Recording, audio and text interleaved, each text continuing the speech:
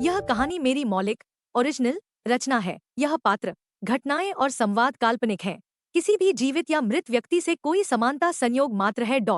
कृपया इस रचना की नकल, पुनः प्रकाशन या किसी भी रूप में कॉपी करने से बचें। यह कॉपीराइट अधिनियम के अंतर्गत संरक्षित है। यदि आप इसे कहीं साझा करना चाहते हैं तो मेरी अनुमति लेना अनिवार्य है। इस चैनल पर प्रस्तुत सभी कहानियां मेरे लेखन शिवांगी की कलम से हैं। धन्यवाद। एक मुलाकात। तो यह कहानी है मिस्टर राजवीर सिंघानिया की, जो दुनिया के जाने माने बुसिनेस मैन में से एक है। राजस्थान के रहने वाले एक कुंवर सा भी है, पर एक हादसा और एक राज जिसने इनकी पूरी जिंदगी पलट दी। क्या था वो राज, कौन सा हादसा जिसकी वजह से इनकी जिंदगी पलट गई? जाने के लिए सुनिए एक मुलाकात। लेखिका शिवांगी। अगर आपको मेरी कहानियां पसंद आए तो please follow, share and comment करें। एक मुलाकात। एक। राजस्थान, जयपुर। रात के 11 बज रहे थे। एक आदमी ट्रेन के अंदर तेजी से भाग रहा था। ऐसा लग रहा था कि कोई उसका पीछा कर रहा है। वो आगे बढ़ता, तभी उसे आगे एक काली परछाई दिखी। वह डर के मारे कांप गया। वो डरकर अपने कदम पीछे लेने लगा और जैसे ही मुड़ा, उसके पेट पे किसी ने पीछे वार कर दिया और वो आदमी तुरंत गिर गया। उसके पीछे खड़े आदमी ने कहा, बॉस, इसका क्या करना है? तो आगे खड़ी परछाई ने अपने हाथ से कुछ इशारा किया, जिसे समझकर उस आदमी ने फोन निकाला और किसी को फोन किया। तभी वहां कुछ और आदमी आ गए। उन्होंने नीचे गिरे आदमी को उठाया और उसे वहां से लेकर चले गए। तभी एक और आदमी आगे आया और बोला, R.S वो इंडिया आने वाला है। यह सुनकर वो परछाई उस आदमी की तरफ बिना देखे आगे बढ़ते हुए बोला, आने दो उसे। तुम बस हवेली की सिक्योरिटी बढ़ा दो और हर एक आदमी पर नजर रखो। पीछे चल रहे आदमी ने ओके कहा और उसके साथ चलने लगा। वो लोग चलते हुए ट्रेन के बाहर निकल आए। इस समय बाकी के गार्ड उस आदमी को लेकर वहां से जा चुके थे। इस समय सिर्फ R.S और उसका एक आदमी ही साथ थे। R.S आगे चल रहा था। तभी राजवीर उर्फ R.S का फोन बजने लगा। उसने फोन देखकर पीछे खड़े आदमी को कुछ इशारा किया और वो आदमी आगे चल गया।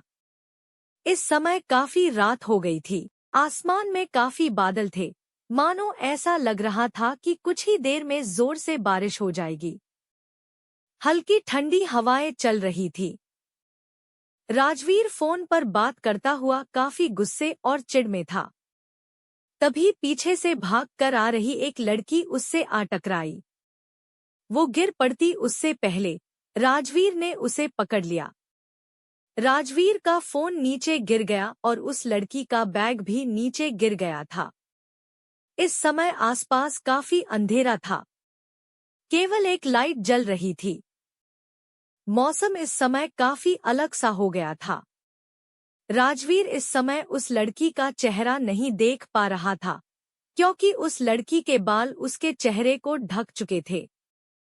उस लड़की को पकड़ते ही राजवीर का दिल जोर से धड़कने लगा। उस राजवीर को, जो प्यार नाम से ही नफरत करता था, उसके शरीर में मानो हलचल सी मच गई।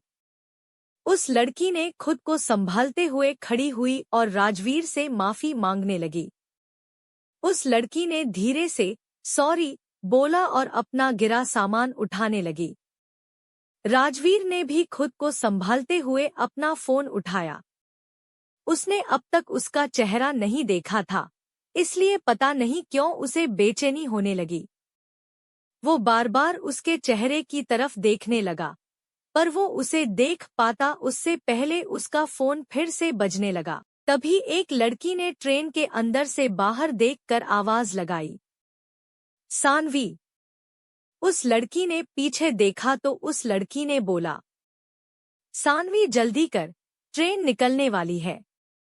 सानवी पीछे मुड़कर राजवीर की तरफ देखकर बोली, माफ कीजिएगा। वो हम जल्दी में थे। राजवीर ने उसकी तरफ देखकर कुछ बोलता उससे पहले उसका फोन दोबारा बजने लगा और ट्रेन के अंदर खड़ी लड़की बोली, सानवी, क्या कर रही है? जल्दी कर, ट्रेन मिस हो जाएगी। सानवी ने राजवीर को सॉरी बोलकर वहां से तेजी से निकल गई। तभी एक गार्ड भागता हुआ आया और राजवीर से बोला, सर, उसका पता चल गया। यह सुनकर राजवीर वहां से चला गया। लेखिका शिवांगी। अगर आपको मेरी कहानियां पसंद आएं, तो प्लीज सब्सक्राइब, शेयर और कमेंट करें। अगर आपको मेरी कहानी पसंद आई हो तो प्लीज सब्सक्राइब करें, कमेंट जरूर करें, शेयर करें अपने दोस्तों के साथ, ताकि ये कहानी और भी लोगों तक पहुंचे। क्योंकि एक मुलाकात जिंदगी बदल सकती है। और प्लीज मेरे द्वारा लिखी अन्य कहानियां भी पढ़ें। लेखिका शिवांगी। अगर आप इस कहानी का हिस्सा होते तो क्या करते? क्या सोचते? क्या बदलते? कमेंट में लिखिए वो सवाल जो आप किरदार से पूछना चाहते हैं। वो सीन जिसने आपको भीतर तक छू लिया। वो मोड़ जिसने आपको सोचने पर मजबूर कर दिया। या फिर कोई आपकी अधूरी बात जो कहानी से जुड़ गई हो। हर हफ्ते सबसे असरदार कमेंट को मिलेगा मेरी आवाज में एक स्पेशल स्पॉट।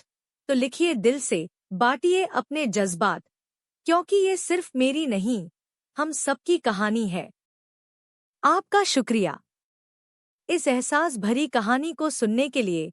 अगर ये कहानी आपके दिल को छू गई हो तो लाइक जरूर करें, अपने जज्बात कमेंट में बांटें और चैनल को सब्सक्राइब करना न भूलें।